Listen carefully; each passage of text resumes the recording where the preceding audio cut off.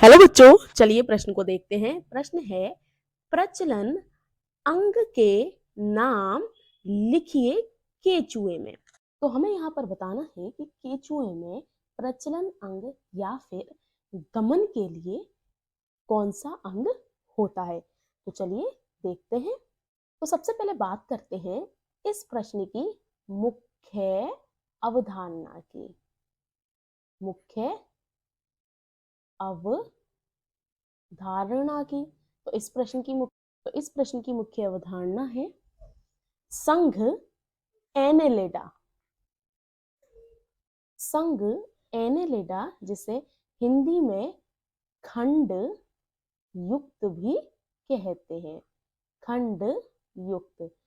तो यह जो केचुआ है यह इसी संघ का एक प्राणी है। तो यदि हम बात करें इस संघ के प्राणियों की, तो इस संघ के जो प्राणी होते हैं उनका जो शरीर होता है वह लंबा होता है। किसकी अपेक्षा? जो एस्केरिस होते हैं उसकी अपेक्षा लंबा होता है। और इसके साथ साथ क्रमिवर्त होता है। क्रमिव्रत होता है और द्विपार्श्वी होता है। ये कैसे होते हैं? द्विपार्श्वी यानी कि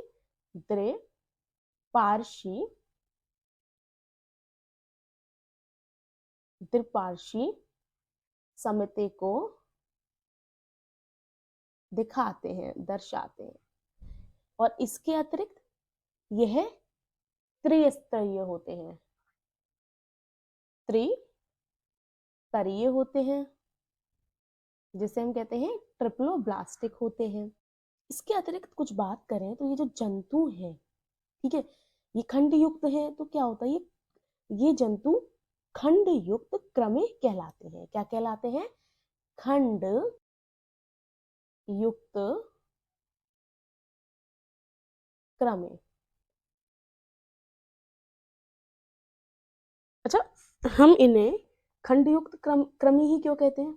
क्योंकि होता क्या है कि यह छोटे छोटे मुद्राकार समखंडों में बटे होते हैं। यानी कि इनका जो शरीर है, इनका जो शरीर है, इनका शरीर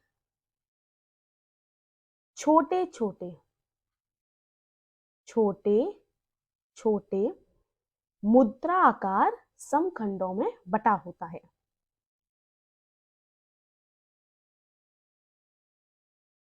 मुद्राकार सम खंडों में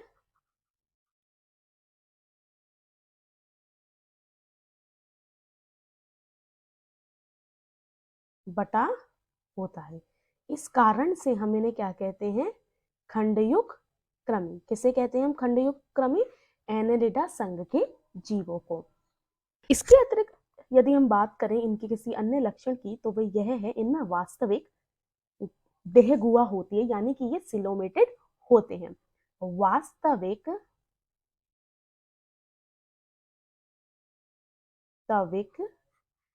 देह गुहा होती है।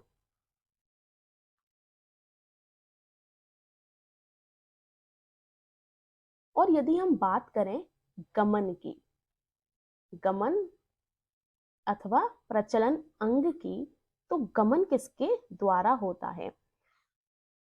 तो इनमें गमन पेशियां एवं काइटिन के बने सूक्ष्म या असंयुक्त अंग होते हैं, उपांग होते हैं, जिन्हें क्या कहते हैं?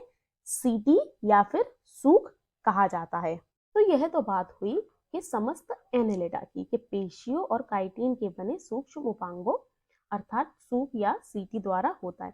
अगर हम सिर्फ बात करते हैं केचुए की, ठीक है, तो केचुए में क्या होता है कि केचुए में प्रत्येक जो परिपक्व केचुआ है उसमें प्रथम, अंतिम तथा 14वें 15वें व 16वें खंडों के अतिरिक्त, जो खंड होते हैं जिनकी अभी हमने यहाँ पर बात की थी, ये जो खंड होते हैं, ये जो छोटे छोटे खंड होते हैं, इनमें क्या होता है कि पहला, अंतिम, 14वां, 15वां और 16वें, इन खंडों के अतिरिक्त, इसको लिख लेते हैं।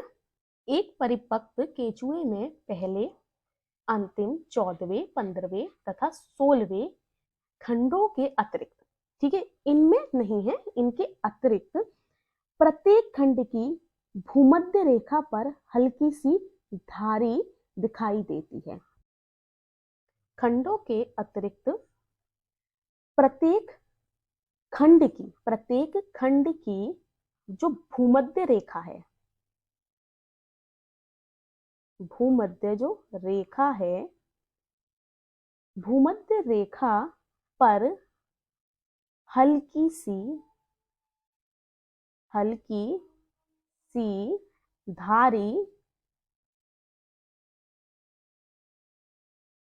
दिखाई देती है।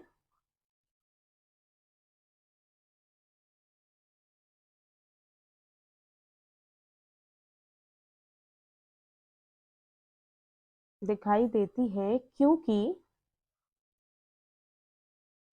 इस पर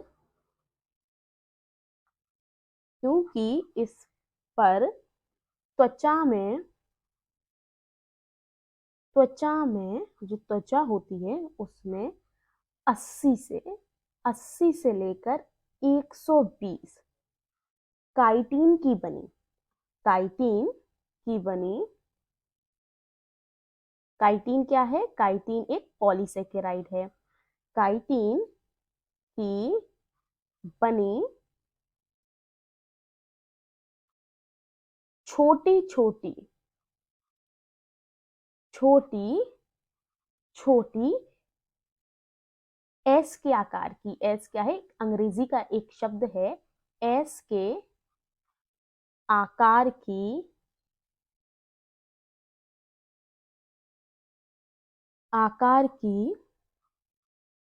कांटे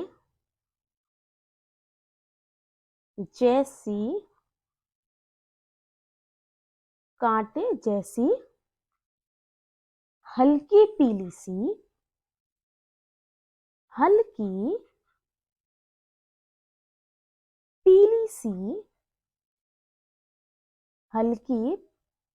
सी सीटी पंक्तिबंद रहती हैं। हल्की पीली सी सीटी, या जिसे हम क्या कहते हैं, या शूक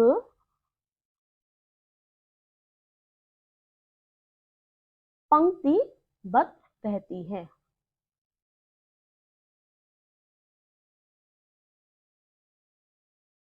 कहने का अर्थ यह है कि जो खंड होते हैं केंचुए में, उनके पहले खंड पर नहीं, अंतिम खंड पर नहीं, 14वें, 15वें और 16वें खंड के अतिरिक्त जितने भी खंड हैं, उसकी जो भूमध्य रेखा है वहां हल्की सी धारी दिखाई देती है, क्योंकि इस पर त्वचा में 80 से लेकर 120 काइटिन की बनी छोटी छोटी एस के आकार की कांटे जैसी संरचनाएं होती हैं, जो कि हल्की पीली सी होती हैं। इसमें जो सीटी या सूख होते हैं वह पंक्तिवृत रहते हैं। ठीक है, अब सीटी का कुछ भाग त्वचा में धसा होता है तथा कुछ सतह से बाहर होता है। सीटी का कुछ भाग जो त्वचा है, त्वचा में धसा रहता है,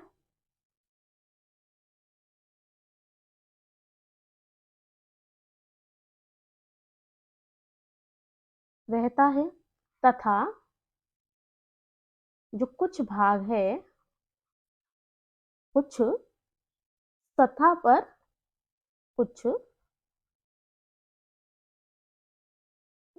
सतह पर, बाहर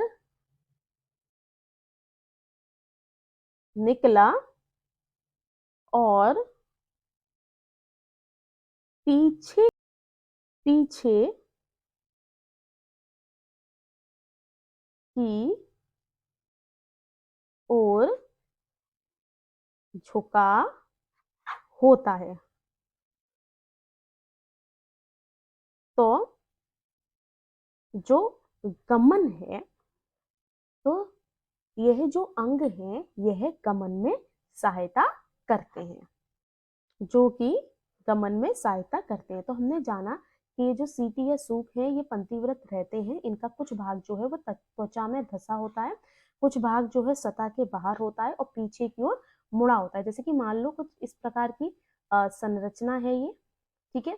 ये भाग जो है वो त्वचा जो है वो धंसा हुआ है, कुछ भाग भागे की आगे की तरफ है और कुछ भाग झुका हुआ है, ठीक है। तो ये जो होते हैं, यह जो सीटी या सूख है, सीटी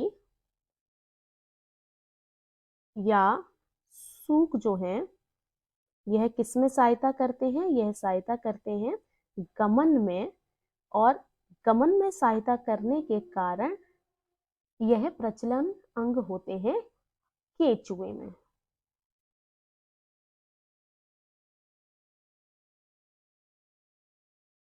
तो बच्चों, केचुए में प्रचलन अंग क्या है? केचुए में प्रचलन अंग है सीटी या सूख। तो बच्चों, मैं आशा करती हूँ इस प्रश्न का सही उत्तर आपकी समझ में आया हो। आपका बहुत बहुत धन्यवाद।